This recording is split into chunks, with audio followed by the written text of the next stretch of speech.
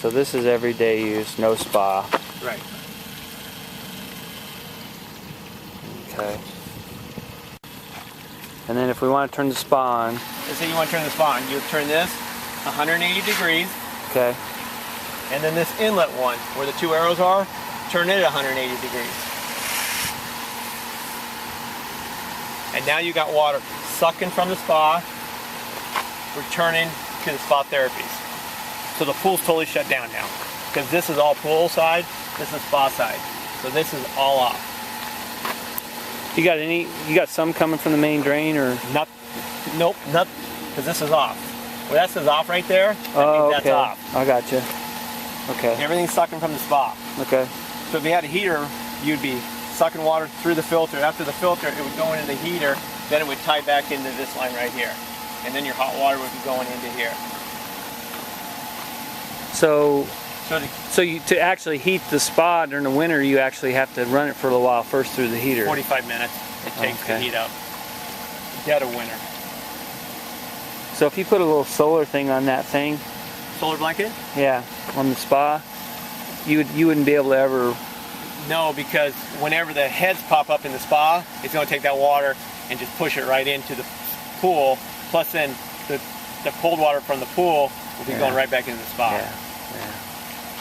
So how do spas normally work with a heater? It's just that you just have to. Whenever you want to use it, you come out, turn on half an hour, 45 minutes early. Okay. And then you just hit the blower button or the toggle switch on the blower, and then you get your therapies. If you just want to sit in there. Okay. Like in the summertime, you can sit in there, and I mean, it's going to be. But it was already blowing through the jets, though, wasn't it? Little it was. It just that doesn't actually have more water blowing through the jets, does it? It just pushes air through, so your jets get more firmer. What did you do when you first had it and it was going too much? What we had wrong? I wanted to show you that when you run it, when you're not running it through the therapy line and just the spa return, which I'm going to do right now. This is teed into this line. So when I turn this on, it's just blowing air into a dead line that has no water going through it. So when the water gets to the end of the return, it shoots straight up like that. You want to see that? That's pretty neat. All right. So typically I recommend just leaving this shut. Then you only have that valve to turn and this valve to turn when you want to heat the spa. Or use the spa, you mean? Yeah. Yeah. Okay. So what do you do to get the water flow to go? The waterfall. The spillway? Yeah. Can that go at the same time as all the therapy stuff? Not at the same time. No. Okay. But if you want just the spillway, you would you'll shut your spa suction, but leave your therapy open. And in a minute, because now we're sucking water from the pool, it's all be returning to the spa. So in a minute, that's just going to spill over. You'll have a spillway.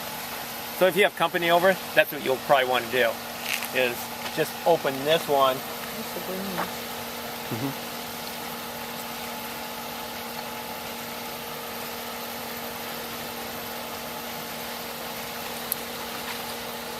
Then you have a sheet of water like that. Alright. And all you're doing, you're opening up this one only and not touching that one. So you're turning that off. And that'll already be off. That'll already be off. So let's say this is normal use right here. You got company coming over. You come over here, take this, turn 180 degrees, and then you'll have a spillway. Okay. That's the only thing you have to touch. That one. So water's coming.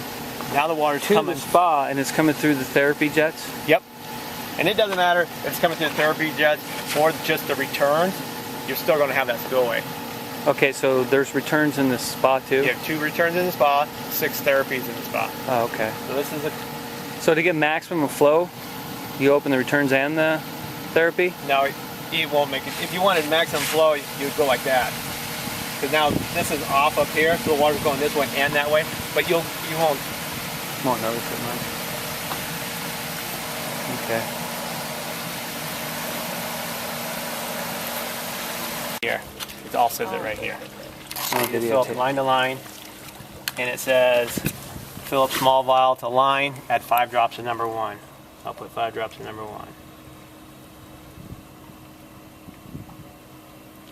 And then to test the pH, fill up to the line, put 1 drop of number 4.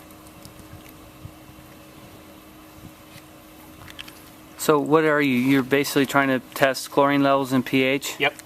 And then 5 drops of number 2. You just said 5.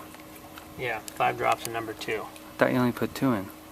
I put 1 drop of this, 5 drops of this, Oh. 1 drop of, or 5 drops of this. So you only do these two? Chlorine test and pH test? What's the I'll bromine and... Bromine you won't do because you don't do bromine, but I'm going to show you the acid demand test Okay. right now. So then you take the card, flip it around, and so you're down here. And I didn't want to over chlorinate, so I'll put a gallon of chlorine in today, and that'll bring it. You test it tomorrow, it'll be right here. So this is about a 7.8. Right? Right. Is that what you think? So What are you trying to get to here? I want to What's get this between ideal? 7.4 and 7.6. Okay. So- And then, oh, okay. So what I'm gonna, if you look at your acid demand chart, it So you says had to put the white card behind the thing? Is that just to get the What? colors? it's a lot easier to read. Okay, I gotcha. And then you acid demand, using the sample, you count the number of drops of number 3 that it takes to drop it down into the ideal range. So I'm going to put 2 in to start.